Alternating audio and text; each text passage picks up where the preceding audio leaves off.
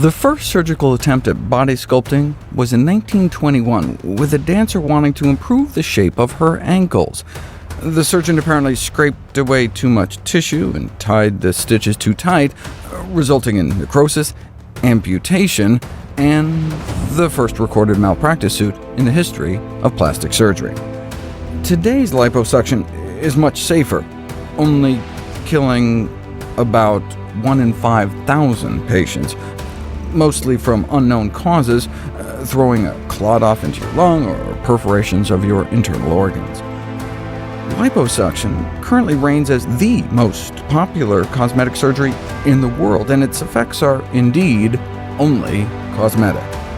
A study published in the New England Journal of Medicine assessed obese women before and after having about 20 pounds of fat sucked out of their bodies, resulting in nearly a 20% drop in their total body fat.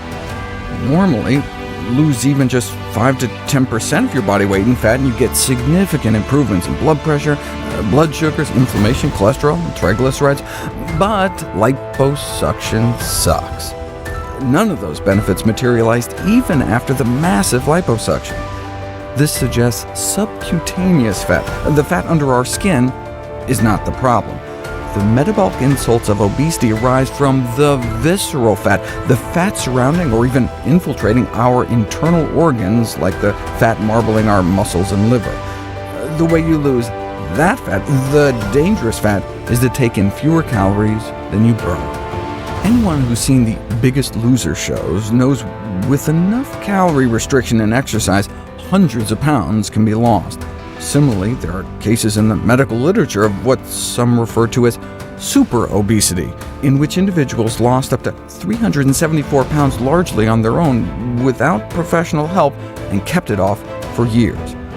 The guy lost about 20 pounds a month, cycling 2 hours a day and reducing intake to 800 calories a day, which is down around what some prisoners were getting at concentration camps in World War II. Perhaps America's most celebrated TV weight loss was when Oprah pulled out a wagon full of fat representing the 67 pounds she lost on a very low-calorie diet. How many calories did she have to cut to achieve that within 4 months? Consult leading nutrition textbooks or refer to trusted authorities like the Mayo Clinic, and you'll learn the simple weight loss rule. 1 pound of fat is equal to 3,500 calories. Quoting from the Journal of the American Medical Association, a total of 3,500 calories equals 1 pound of body weight. This means if you decrease your intake by 500 calories daily, you will lose 1 pound per week, 500 calories per day, times 7 days equals 3,500 calories, so 1 pound of body fat. The simple weight loss rule that's simply not true. The 3,500 calorie rule can be traced back to a paper in 1958 that just noted that since fatty tissue on the human body is 87% fat, a pound of body fat would have about 395 grams of pure fat. Multiply that by 9 calories per gram of fat gives you that 3,500 calories per pound approximation. The fatal flaw that leads to dramatically exaggerated weight loss predictions is that the 3,500 rule fails to take into account the fact that changes in the calories inside of the energy balance equation automatically lead to changes in calories out. For example, the slowing of metabolic rate that accompanies weight loss, known as metabolic adaptation. That's one of the reasons weight loss plateaus. For example, imagine a 30-year-old sedentary woman of average height who weighs 150 pounds. According to the 3,500 calorie rule, if she cuts 500 calories out of her daily diet, she'd lose a pound a week, or 52 pounds a year. In 3 years, then, she would vanish. She'd go from 150 pounds to -6. Obviously, that doesn't happen.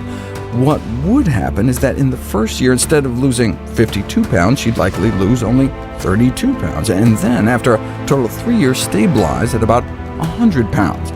This is because it takes fewer calories to exist as a thin person. Part of it is simple mechanics. In the same way a Hummer requires more fuel than a compact car, think how much more effort it would take to just get out of a chair, walk across the room, or climb a few stairs carrying a 50-pound backpack. That's no lighter than carrying 50 pounds in the front. Even when you're lying at rest sound asleep, there's simply less of your body to maintain as we lose weight. Every pound of fat tissue lost may mean one less mile of blood vessels your body has to pump blood through every minute. So the basic upkeep and movement of thinner bodies takes fewer calories. So as you lose weight by eating less, you end up needing less.